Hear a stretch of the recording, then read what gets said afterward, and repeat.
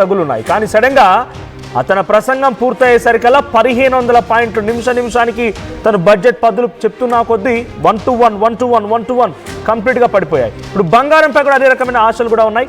So budget ఎఫెక్ట్తో భారీగా బంగారం ధర పెరిగే అవకాశం కనబడుతోంది.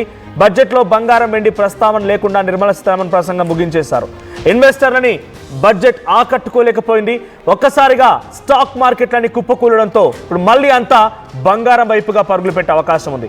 ఫ్యూచర్ ట్రేడింగ్ పైన ఎస్టీటీని పెంచడంలో నష్టాల్లోకి మార్కెట్ వెళ్తూ ఉన్నాయి. ఇక సెన్సెక్స్ సుమారుగా 1831 పాయింట్ల పతనానికి లోనైతే ఇక 650 పాయింట్లకి నిఫ్టీ పడిపోయింది. సో ఇటు స్టాక్ మార్కెట్ ఏమాత్రం బాగాలేవు కాబట్టి మళ్ళీ అంతా కూడా బంగారంపై ఇన్వెస్ట్ చేయడం మొదలు పెడతారు. సో బంగారం ధరలు అమాంతంగా పెరిగే అవకాశం ఉంది. సో ఈరోజు బంగారం ధరలకు సంబంధించి చూసారు మీరు ఉదయాన్నే. సో ఈరోజు బంగారం ధరలు ఉన్నదానికంటే రేపు ఇంకా ఈ బంగారం ధరలు పెరిగే అవకాశం ఉంది.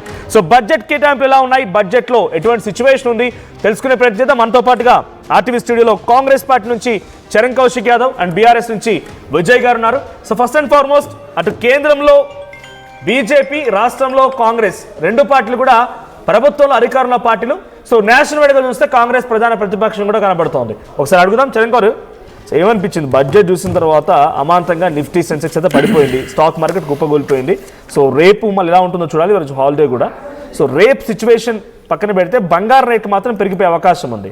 సో సెంట్రల్ ప్రభుత్వం ప్రవేశపెట్టినటువంటి ఈ బడ్జెట్ కేటాయింపులు ఎక్కడా కూడా తెలంగాణ ప్రస్తావన లేదు.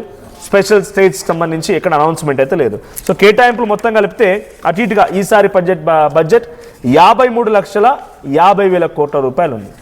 ఏమనిపించింది? చాలా స్పష్టంగా మీరు చూసిరు, మనం కూడా గతంలో చర్చించుకున్నాం. ఏంటంటే పోయినసారి బడ్జెట్ ఏం బీహార్, ఉత్తరప్రదేశ్, అదే కాకుండా ఎక్కడైతే ఎలక్షన్ రాష్ట్రాలకు ప్రత్యేకంగా నిధులు కేటాయించారు. బీహార్కు సంబంధించి 2025-26 బడ్జెట్లో మఖానా బోర్డు కావచ్చు, పాట్నా ఎయిర్పోర్ట్ విస్తరణ కావచ్చు, భారీ ఇరిగేషన్ ప్రాజెక్ట్ కావచ్చు, అదే కాకుండా 59,000 కోట్ల రూపాయల ప్రత్యేక సాయం కావచ్చు. ఏకంగా అయితే బీహార్కు వరల్డ్ బ్యాంక్ నుంచి అప్పు తీసుకొని 14,000 కోట్ల రూపాయలు, 10,000 రూపాయలు మహిళా అకౌంట్లో వేసిన పరిస్థితి మనం చూసినాం. ఇప్పుడు కూడా 5 రాష్ట్రాలు ఎలక్షన్లు వస్తున్నాయి కాబట్టి ఆ రాష్ట్రాలకు మేలు చేసే ప్రయత్నంలో భాగంగా బడ్జెట్లో కూడా వాళ్ళకి అత్యధికంగా నిధులు కేటాయించారు. ఎందుకంటే అందులో అస్సాం ఉంది, వెస్ట్ బెంగాల్ ఉంది, పుడుచ్చేరి ఉంది, తమిళనాడు, అదే కాకుండా కేరళ రాష్ట్రాలు ఉన్నాయి. కాబట్టి దానిలో భాగంగా అస్సాంకి అయితే రైల్వే బడ్జెట్ అయితే 2,000 కోట్ల రూపాయల నుంచి 10,000 కోట్ల రూపాయలు. అక్కడ మౌలిక సదుపాయాల కోసం కూడా ప్రత్యేకంగా నిధులు కేటాయించిన పరిస్థితి మనకు కనపడతా ఉంది. అదే కాకుండా రేర్ ఎర్త్ కారిడార్ను ఏర్పాటు చేసిన తమిళనాడు, కేరళ, అదే కాకుండా ఒరిస్సా, ఆంధ్రప్రదేశ్. ఆంధ్రప్రదేశ్లో ఎన్డీఏ గవర్నమెంట్ ఉంది, ఒరిస్సాలో బీజేపీ గవర్నమెంట్ ఉంది, తమిళనాడులో ఎలక్షన్లు ఉన్నాయి కాబట్టి, కేరళలో ఎలక్షన్లు ఉన్నాయి కాబట్టి ఈ కారిడార్ ద్వారా 40,000 కోట్ల రూపాయలు. తెలంగాణ రాష్ట్రానికి కూడా ఇప్పుడు దానికి సంబంధించినట్లయితే ఖచ్చితంగా ఇక్కడ కోలు కూడా ఉన్న పరిస్థితి, అయినా తెలంగాణ ఇంక్లూడ్ అయిన పరిస్థితి మనం చూసినాం. అదే కాకుండా బీసీ సంక్షేమానికి ఇక బీసీ, ఓబీసీ ప్రధానమంత్రి అంటారు, ఓబీసీలు అంటారు. పోయిన బడ్జెట్లో 13,611 కోట్ల రూపాయలు. ఈసారి కూడా అదే కొనసాగింపు తప్ప బీసీలకు సంబంధించి 2 లక్షల కోట్ల రూపాయలు కావాలని చెప్పేసి పెద్ద ఎత్తున దేశవ్యాప్తంగా డిమాండ్ వచ్చినా కూడా 2 లక్షల కోట్ల రూపాయలు లేదు. అదే కాకుండా జనగణనలో కులగణ చేస్తామని చెప్పిన కేంద్ర ప్రభుత్వం జనగణనలో కులగణ అంశమే లేకుండా మనం చూసినాం. మనం ఆ క్వశ్చనర్లో కూడా కులగణ ప్రస్తావన లేని పరిస్థితి మనం చూసినాం. అదే కాకుండా మనం మొదటి నుంచి మాట్లాడుకున్నట్టే కానీ ప్రధానంగా ఎలక్షన్ రాష్ట్రాలకు ఒక విధంగా, ఎలక్షన్ లేని రాష్ట్రాలకు ఒక విధంగా వ్యవహరించాము. తెలంగాణ రాష్ట్రానికి సంబంధించి 1,30,000 కోట్ల రూపాయలు కావాలని చెప్పేసి మనం రిక్వెస్ట్ చేసినాం. మూసిని 30,000 కోట్ల రూపాయలు సంబంధించి నవోదయ స్కూల్స్ కావచ్చు, కేంద్రీయ విద్యాలయాలు కావచ్చు, మూసిని పునర్జీవం చేసే కార్యక్రమం కావచ్చు, గోదావరి వాటర్ హైదరాబాద్ తీసుకొచ్చే అంశం కావచ్చు, RRR కావచ్చు, RRR రైల్ రింగ్ కావచ్చు, ఎక్స్ప్రెస్ హైవేలు కావచ్చు, డ్రై పోర్ట్ నిర్మాణం కావచ్చు. అదే కాకుండా దీనికి సంబంధించిన నిధులు ప్రత్యేకంగా అయినా కూడా అనా పైసా కేంద్రం సాయం చేసిన పరిస్థితే కనపడని పరిస్థితి మనం చూసినాం. అసలు తెలంగాణ ప్రస్తావన లేదు. అదే కాకుండా మీరు చెన్నై సంబంధించి కొబ్బరి సాగు కోసం ప్రోత్సాహకాలు ఇచ్చారు. అక్కడ సెమీ కండక్టర్ అండ్ ఎలక్ట్రానిక్స్ సంబంధించినటువంటి అదేవిధంగా కారిడార్ కూడా ప్రకటించిన పరిస్థితి మనం చూసినాం. ఇక్కడ ఏది తమిళనాడు ఎలక్షన్లు ఉన్నాయి కాబట్టి దానికోసం ఆల్రెడీ రేర్ ఎర్త్ కారిడార్లో తమిళనాడుకి ఇచ్చారు.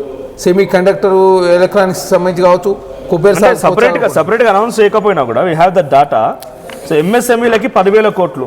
సో 10,000 కోట్ల రూపాయల కేటాయింపు తెలంగాణకు లబ్ధి జరిగే అవకాశం లేదు. ఇక్కడ ఏదో వచ్చిన ఇప్పుడు అది దేశవ్యాప్తంగా జరిగే తర్వాత ప్రతి జిల్లాకి ఒక హాస్టల్ ఏర్పాటు చేస్తామని చెప్పుకొచ్చారు. ఆ విషయం ఒకటి.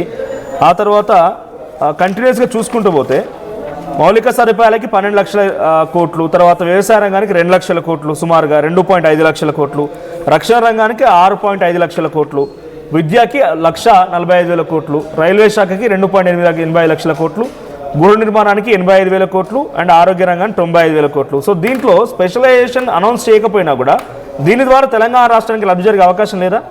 అంటే ఇప్పుడు మనం నవోదయ స్కూల్లో అడిగాము, జవహర్లాల్ స్కూల్ అడిగినాం. మన తెలంగాణ 33 జిల్లాలు ఉంది. 23 జిల్లాలు పిన్నప్పుడు ప్రత్యేకంగా స్కూల్ ఏర్పాటు చేయలేదు. కాబట్టి మహిళలకు సంబంధించినటువంటి ఏదైతే 33 జిల్లాలు ఉన్నాయి కాబట్టి 33 జిల్లాలకు 33 మరి హాస్టల్స్ సంబంధించినటువంటి ఇస్తారా ఇయ్యారా? ఎందుకంటే 33 జిల్లాలు గుర్తించలేదు ఇప్పటివరకు. అదే కాకుండా కేంద్రం అప్పులు 196,79,000 కోట్ల రూపాయలు అప్పుంటే ఇప్పుడు అదనంగా 17,20,000 కోట్ల రూపాయలు మళ్ళీ ఈ బడ్జెట్లో 53,50,000 కోట్లలో 17,20,000 కోట్ల రూపాయలు కొత్తగా రుణాలు తీసుకోవాలని చెప్పేసి ప్రపోజల్ పెట్టారు. అంటే భారతదేశ అప్పు మాత్రం పెరుగుతూ ఉంది. అదే కాకుండా మీరు చూస్తూ ఉన్నారు జిఎస్టీ స్లాబ్ల ద్వారా తెలంగాణకి 7,000 కోట్ల రూపాయలు నష్టం జరుగుతూ ఉంది.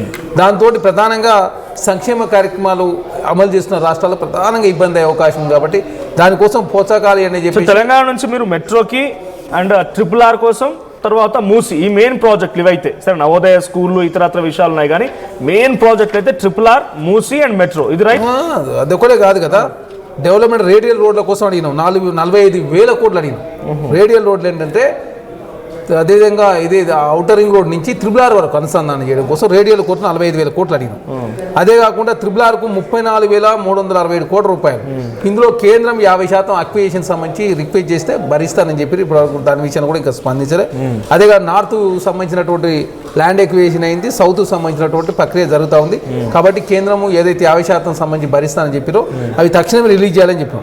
అదేగా green field highway from Bandar port to dry port near Hyderabad పేరులో గుర్తొచ్చింది. హైదరాబాద్కి రైల్వే కారిడార్లో అటు Pune to Mumbai to Pune, Pune to Hyderabad, Hyderabad to Bengaluru and Chennai to Hyderabad ఈ 3 high speed railway corridor announce చేసింది. ఇప్పుడు మహారాష్ట్రలో భారతీయ జనతా పార్టీ ప్రభుత్వం ఉంది. ఇప్పుడు కర్ణాటక పోవాలనుకోండి, ఎక్కడికి పోతుంది? హైదరాబాద్ పోతే ఆకాశం మించి అయితే పోగదు. అదే కాకుండా రైల్వేకి సంబంధించి అస్సాం కోసం 10,000 కోట్లు